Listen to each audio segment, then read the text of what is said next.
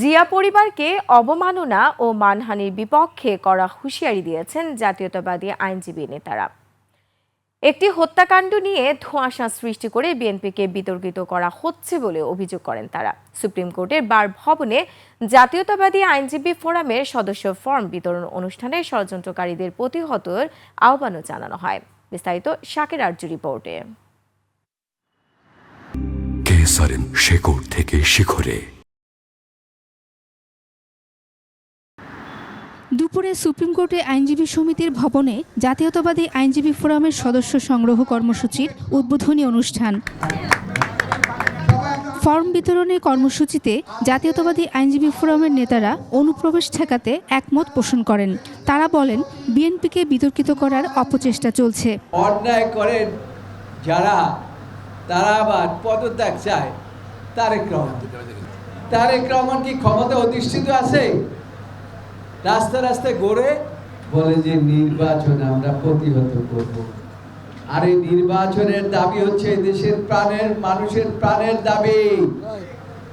এইটাকে কোনো অবস্থাতে প্রতিহত করা যাবে না ইনশাআল্লাহ। শেকড় থেকে শিখরে। এ সময় নেতারা জিয়া পরিবারকে অসম্মানিত করার বিরুদ্ধে কড়া হুঁশিয়ারি দেন। এই জিয়া পরিবারকে একদম চিরতরে ধ্বংস করতে চেয়েছিল। হাত শুধু পুড়েই যায় না, দেশ থেকে পালিয়ে যেতে বাধ্য হয়েছে। পৃথিবীতে এমন কোন দেশ আছে যে দেশে হত্যাকাণ্ড হওয়ার পরে সরকার প্রধান স্বরাষ্ট্রমন্ত্রীর পদত্যাগ না করে জনাব তারেক রহমানের বিরুদ্ধে সমালোচনা হচ্ছে, তার কাছে বিচার চাওয়া হচ্ছে? মিটফোর্টে সোহাগ হত্যার ঘটনায় দুজন বিএনপি নেতার পদত্যাগের সমালোচনা করেন নেতারা। যখন সারা দেশে অর্গানাইজড প্রপাগান্ডা হচ্ছিল জনাব তারেক রহমান সাহেব সহ বিএনপির বিরুদ্ধে, তখন ওই মুহূর্তে তারা পদত্যাগ করেছেন। তার মানে তারা কখনোই বিএনপিকে ধারণ করে না।